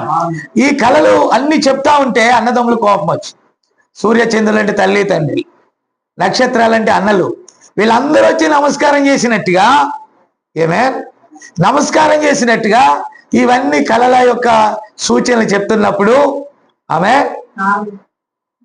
అన్నదమ్ములు వింటున్నారు. కోపం వస్తుంది. మేమందరం, మా అమ్మ మా నాన్న, మేమందరం వీడికి మొక్కాలా, వీడి సంగతి తేలుద్దాం. మీరు 3 పిల్లలు ఉన్నారు, మీరు ఎంతసేపు కలిసి కట్టుకుంటారంటే కొంతసేపే. పెళ్ళిళ్ళు అయినాయి, 3కి చేసేసాం అనుకోండి, పెళ్ళిళ్ళు చేసాం అనుకోండి. సరే, ఎవరు అదృష్టం కొద్దీ వాళ్ళకి భర్తలు వస్తారు. విన్నారా? ఇప్పుడు యశోద అనుకుంటుంది, నేను బాగా చదివాను కాబట్టి దేవుడి దయ వలన ఒక మంచి భర్త వస్తాడు అనుకుంటే మంచి భర్త రాలా. అంటే ఎగ్జాంపుల్ చెప్తున్నాను, కంగారు పడకు. విన్నారా? ఆ తర్వాత ఇప్పుడు మన సమీరా ఉంది. సమీరా నాకు చదువు లేదు, ఏం లేదు ప్రభా, 10వ తరగతి ఏదో చిన్నది మంచి భర్త వచ్చాడు, ఆఫీసర్ వచ్చాడు. ఎగ్జాంపుల్ కంగారు పడకదు. ఇప్పుడు వీళ్ళిద్దరి మధ్య చిచ్చు పెట్టింది ఎవరు? పెళ్లి. ఏం పెట్టింది? మాట్లాడరేంటండి? వీళ్ళిద్దరి మధ్య చిచ్చు పెట్టింది ఎవరు? అప్పుడు అమ్ములకి వచ్చిందండి సమస్య. అప్పుడు యశోద వచ్చినప్పుడు సర్వీస్ ఎవరు చేయాలి? లేటుగా పెళ్ళి అయ్యేది ఎవరికి? అమ్ములకి. ఇప్పుడు అమ్ములు కనుక పొరపాటుగా సమీరా వచ్చినప్పుడు వాళ్ళ బావ ఆఫీసర్ కాబట్టి ఏదో మంచిగా చూసిందనుకో, యశోదకి ఎలాగుంటుంది? ఏమే ఆ సమీర వస్తే వాళ్ళ ఆయన మంచి ఉద్యోగస్తుడని ఆయనకి మంచి బెడ్ మంచం వేసివా, కొత్త దుప్పటి ఉతికేసావా? ఇప్పుడు నేను మా ఆయన వస్తే పాత ఆ పొయ్యి కాడ పారేసినటువంటి దుప్పటి వేస్తావా? ఎంత వ్యత్యాసం! ఎవరిని చూడాలి అర్థం కాదు అమ్ములకి. వీళ్ళిద్దరు వచ్చేటప్పుడు అమ్ములు వాళ్ళ అమ్మ వాళ్ళు ఊరు వెళ్ళిపోద్ది, ఎందుకు వచ్చింది వాళ్ళని. ఎలా వచ్చింది ప్రాబ్లం? వాళ్ళ టాలెంట్స్ని బట్టి ప్రాబ్లం వచ్చిందా లేదా? ఈరోజు జ్ఞానం మరణం అయిపోతుందండి. మీకు అర్థమైందా? వాడికి టాలెంట్ లేనివాడు టాలెంట్ ఉన్నవాడిని ఏం చేస్తాడు? ముంజికాయ చెక్కినట్టు చెక్కేస్తున్నాడు. విన్నారా? నా మాట విన్నారా? Praise the Lord. ఇప్పుడు ఇందాక రమేష్ అన్నాడు, విజయవాడ కృష్ణా జిల్లా పరిధి మాది. Nani brother, Philemon brother Kaikaluru వెళ్ళొచ్చు కదా, ఆయన కూడా ఆన్లైన్ లో బుట్టలు వేసి పట్టేశారా మీరు ఫోన్ కాన్ఫరెన్స్ లో అంటున్నాడు. మనకే వచ్చి ఎవరు ఇదంతా నాదిరా అన్నాను నేను. దీంట్లో నువ్వు గ్రూపులు పెడుతున్నావు, నువ్వు కైకులూరులో పెట్టినా మందే. ఇప్పుడు దీని ఈ వర్తమానంలో తెచ్చింది ఎవరు? నేనే కాబట్టి అది మందే, ఇది మందే, తల్లుపాడు మందే, లింగంకోట్ల మందే, చెన్నై మందే, అది హోస్పేట మందే అనుకో. మనోడు పెట్టి ఏం పెడుతున్నాడు దాంట్లో టాలెంట్ లో? అరే పిల్లమని కూడా మీ దగ్గరికి వస్తున్నాడు బుట్టలే, మళ్ళీ అదే అంటాడు. వాక్యంలో చెప్పకాకండి అయ్య గారు, నువ్వు చెప్పొద్దండి, నాకు ఆగుద్ది అది. నా మాట విన్నారా? ఒకవేళ బహుశా బావి ఈ రమేష్ ని ఏజెంట్ గా పెట్టుకున్నాడు అనుకో, పెద్ద అంటే ఏజెంట్. ఎక్కడికన్నా వెళ్తున్నారేమో చూడు, మా అక్కడ వాళ్ళు ఇక్కడ మనకు వచ్చే చేపలో అటు వెళ్తున్నాయేమో చూడు. ఏ చేప అయితే ప్రైజ్ ది లార్డ్. మన దాంట్లోనే ఇన్నుంటే వాట్ అబౌట్ కంట్రీ వైజ్ గా, దేశం వైజ్ గా ఎలా ఉంటుంది మీరు చెప్పండి? మన దాంట్లోనే ఇన్ని బ్రాండ్లు పెడితే ఓకేనా? ఈడు మీ విశ్వాసే, వాళ్ళ కొడుకుని అన్నాడు, ఇతడు మీ విశ్వాసే, ఇతడు ఇక్కడే ఉండి పెళ్లి కూడా ఇక్కడే చేయండి చెన్నైలోనే. వీడి పెళ్లి చెన్నైలో, మా ఊడి పెళ్లి ఆడి చిన్నోడి పెళ్లి ఎక్కడంట? హైదరాబాద్. చిన్నోడి పెళ్లి ఎవరది? కైకులూరులోనంట. నా మాట విన్నారా? అంటే ఈయన లెక్కలు అంటే సంఘాల పరిధిలో లెక్కలు కడుతున్నాడు. ఎలా లెక్క వేసాడంటే, చిన్నోడు బాబీకి అంటే మన ప్రవీణ్కి పరిచయం చేస్తున్నాడు కాబట్టి ఆ బాధ్యత అక్కడంట, అక్కడ రింగులు వాళ్ళు మారుతారంట. ఇక్కడ బాధ్యత నాది కాబట్టి నేను ఇక్కడ పెళ్లి చేయాలంట. ఓరి నీలోనే ఇంత డివైడ్నెస్ ఉంటే what about through out the world? ప్రపంచంలో ఎన్ని ఉండొచ్చు చెప్పండి? ఎన్ని సావుకు వస్తాయి? దేనికి వస్తాయి?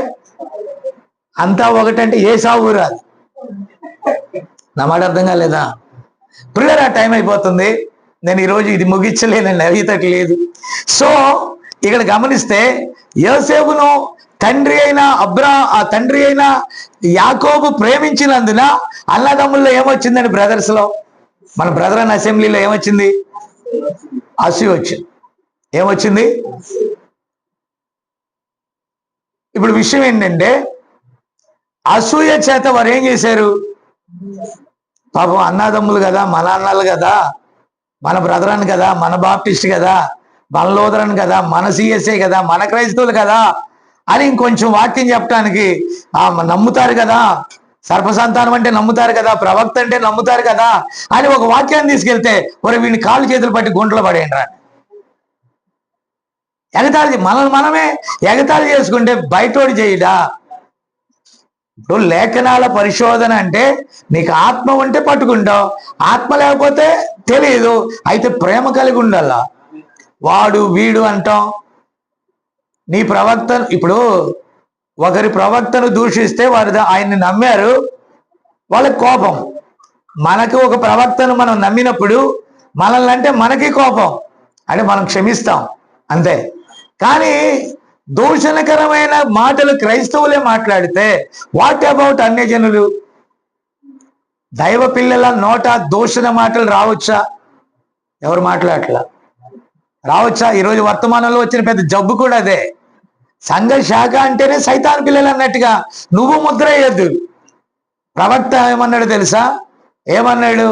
ప్రతి సంఘ శాఖలో వధువు ఉండదు, అయితే వర్తమానం వెళ్తే వారు దానిని విడిచి బయటకు వస్తారు. అర్థమైందా? అంతేగాని ప్రవక్త ఎల్లప్పుడు ఏమన్నాడు తెలుసా? సిద్ధాంతానికి నేను విరోధిని, కానీ ప్రతి మనిషికి నేను సోదరుణ్ణి అన్నాడు. నేను మీ సోదరుణ్ణి, I am your brother only అన్నాడండి. అంతేనా? మీరు నన్ను మీ సహోదరుడిగా భావించండి, నేను మీకు విరోధిని కాను. సిద్ధాంత పరంగా మనకి ఎన్నో ఉంటాయి, కానీ మానవ విధానంగా నేను మీ సోదరుణ్ణి అన్నాడు. కాబట్టి ప్రపంచంలో 7 ఖండాలు ఆయన 7 మార్లు తిరిగాడు.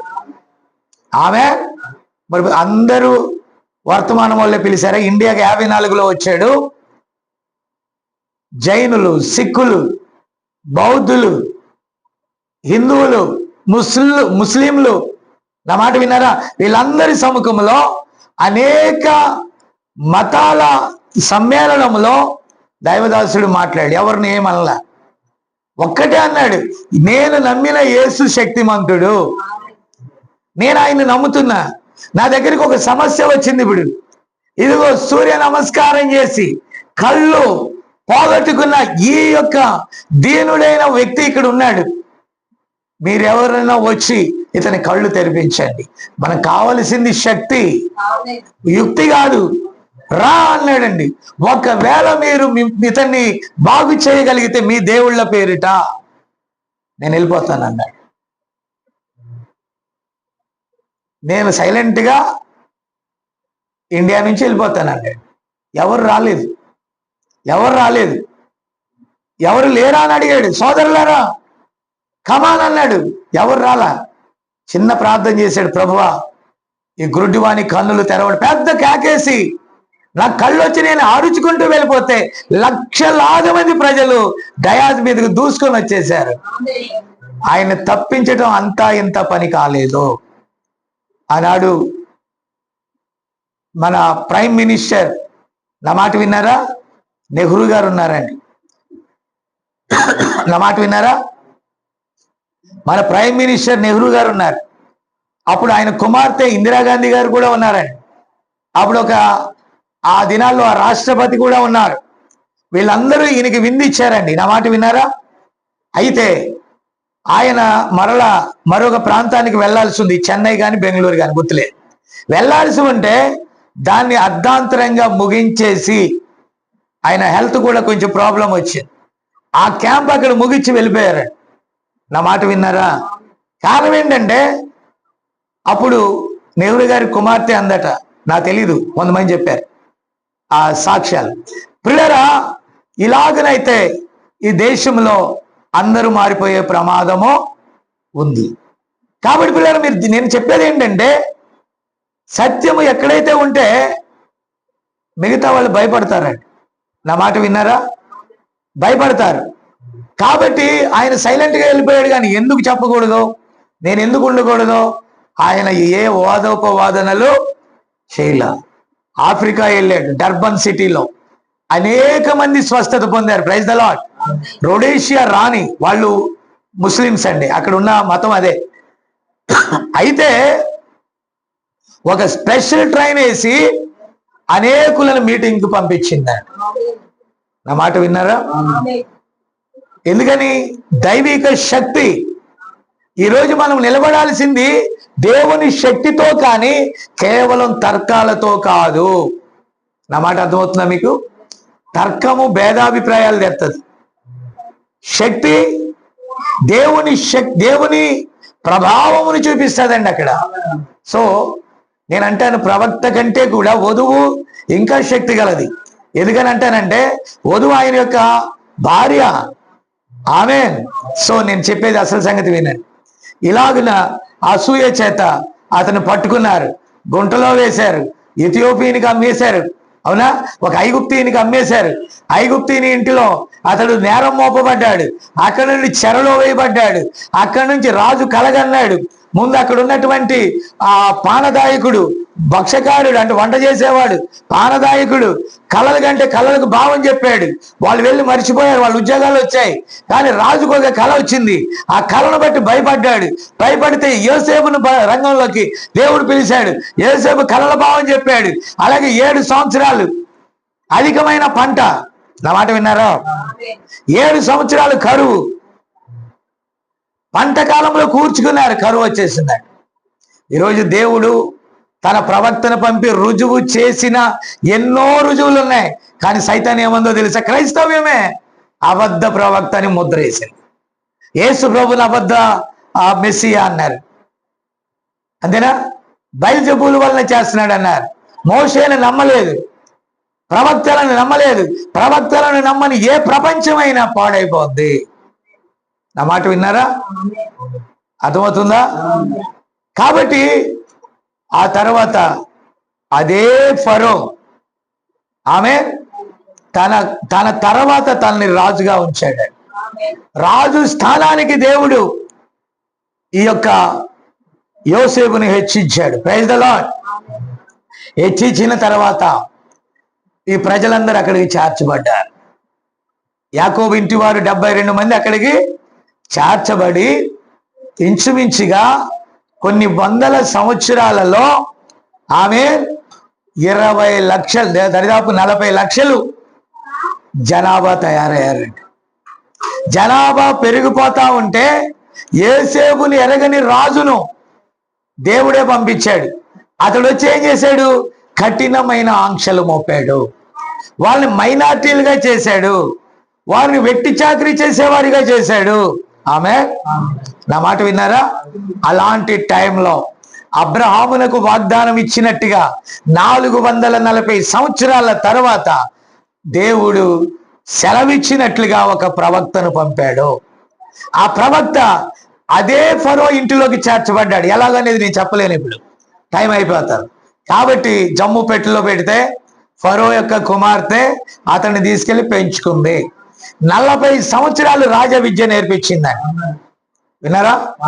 ఈ 40 సంవత్సరాలు మాస్టర్ ఆఫ్ ఆల్ ఆర్ట్స్ నేర్చుకున్న తర్వాత తన ప్రజలను ఆ విద్య ద్వారా విడిపించాలనుకున్నాడు. థియాలజీ ద్వారా, ఇంకొక దాని ద్వారా విడిపించాలనుకున్నాడు. సాధ్యమైందా? 40 సంవత్సరాలు నేర్చుకున్న విద్య ద్వారా తాను ఏం చేశాడు తెలుసా? ఒక మర్డర్ చేశాడు. ఏం చేశాడు? ఐగుప్తుని ఏం చేశాడండి మోషే? చెప్పరేంటండి? తన విద్య ఒక వ్యక్తిని చంపింది. చంపాక ఐగుప్తీయులు వచ్చి తన ప్రజల్ని ఏమంటారు అని చంపడానికి కారణకమైన వాడు ఏమన్నాడు? మమ్మల్ని కూడా అలాగే చంపుతావా, నేను పట్టించేస్తాం అన్నారండి. నా మాట విన్నారా? అప్పుడు మోషే తన విద్య మరిచిపోవటానికి పరుగు. ఎక్కడికి? చెప్పాలి. ఎక్కడికి? మిద్యాన్ దేశానికి తలదాచుకున్నాడు. ఎన్ని సంవత్సరాలు? 40 సంవత్సరాలు. 40 సంవత్సరాలు నేర్చుకున్నాడు, 40 సంవత్సరాలు మరిచిపోయాడు. ఇప్పుడు 80 ఏళ్ళు వచ్చాక హోరేబులో దేవుడు దర్శనం ఇచ్చాడు. ఆమేన్. ఆ బండు చిన్న పొదలో నుండి దేవుడు మాట్లాడి నీ బలాన్ని ఆధారం చేసుకోవద్దు, నీ విద్యను ఆధారం చేసుకోవద్దు. ఐగుప్తు సకల విద్యలు పనికిరావు, ఇప్పుడు నా చేతి కర్రతో నువ్వు వెళ్ళి. ఏంటి? సైన్యము, బలము, యుద్ధము, శౌర్యము కలిగిన ఒక వ్యక్తి ఏమీ లేకుండా చేతి కర్రతో వెళ్ళటమా? ఇంపాసిబుల్. వెళ్ళాడండి, దేవునికి స్తోత్రం. వెళ్ళాడు, ఫరోని గడగడగడలాడిచ్చాడు, ఎన్ని ఎంబ్రేల్ని గడగడలాడిచ్చాడు. చివరికి ఆ గొర్రె పిల్ల రక్తము ద్వారా ఆమె ఐగుప్తులో ఉన్న జనాంగాలను సంహార దూత వెళ్ళి ఐగుప్తును మొత్తాక అక్కడ నుండి వారు బయటికి వెడలేటట్టుగా దేవుడు చేశాడు. వీరందరూ అరణ్యంలో ప్రయాణం చేశారు. ఏమేన్ ప్రయాణం చేసిన తర్వాత అక్కడ అనేక మంది మోషేని ఎదురిచ్చారు. విన్నారా? అక్కడ మోయాబు దారిలో వారు వెళ్లాల్సి ఉంది. మోయాబులో ఒక ప్రవక్త ఉన్నాడు, అతడు పేరు బిలాం. అతడు కూడా ఎలాంటి వాడు? 7 బలిపీఠాలు కట్టడం, 7 దైవికమైన కార్యాలే, 7 గొర్రె పిల్లలు కానీ ఎద్దులను కానీ బలి ఇవ్వటం, అంత కరెక్టే. దేవుని శక్తిని దించే మార్గం ఉంది, కానీ దేవుని చేత అనుమతింపబడిన ప్రవక్త కాడు. దేవుని గుణలక్షణం దేవుడే. మోషేని చూస్తే దేవుడే అన్నట్టుగా భయపడ్డారు. మోషే మాటే దేవుని మాట. నైలు నదులు తాకితే రక్తం, ఆకాశం వైపు కర్రెత్తితే వడగళ్ళు.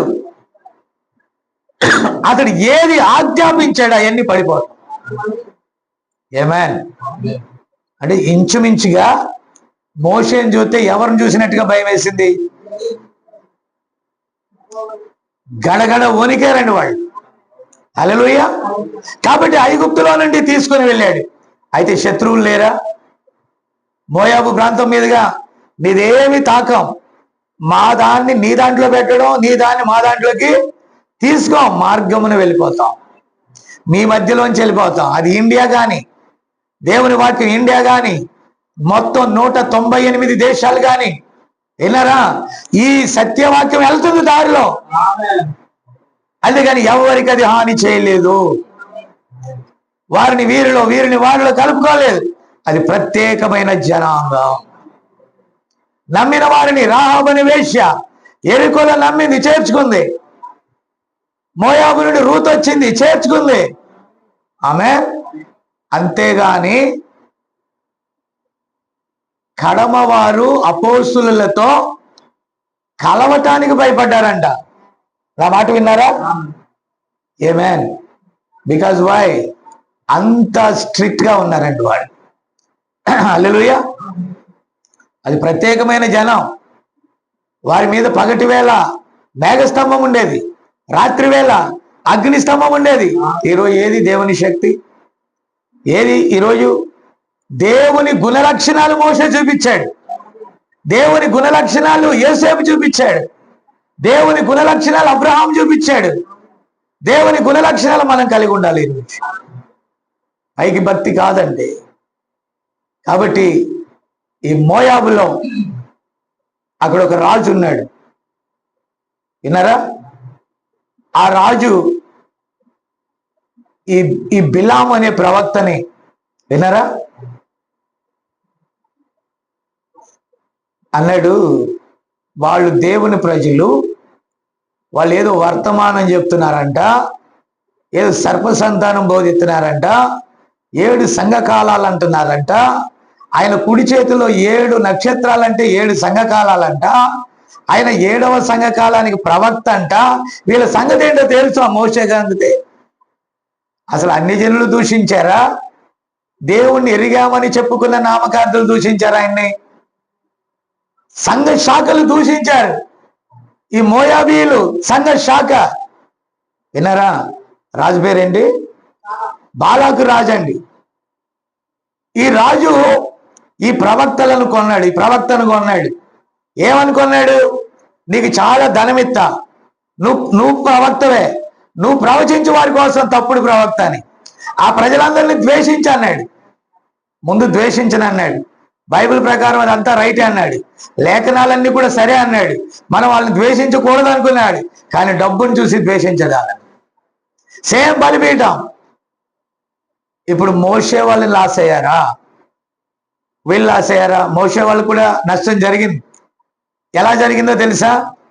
ఈ యొక్క, నా మాట వినాలి, ఈ యొక్క బిలాము ఏం చేశాడు తెలుసా? ఈ అన్యజనులైన మోయాబీల్ని తిరణాలకు పిలవమన్నారండి. వాళ్ళు అంటే వాళ్ళ ఉత్సవాలకు పిలవమన్నారు.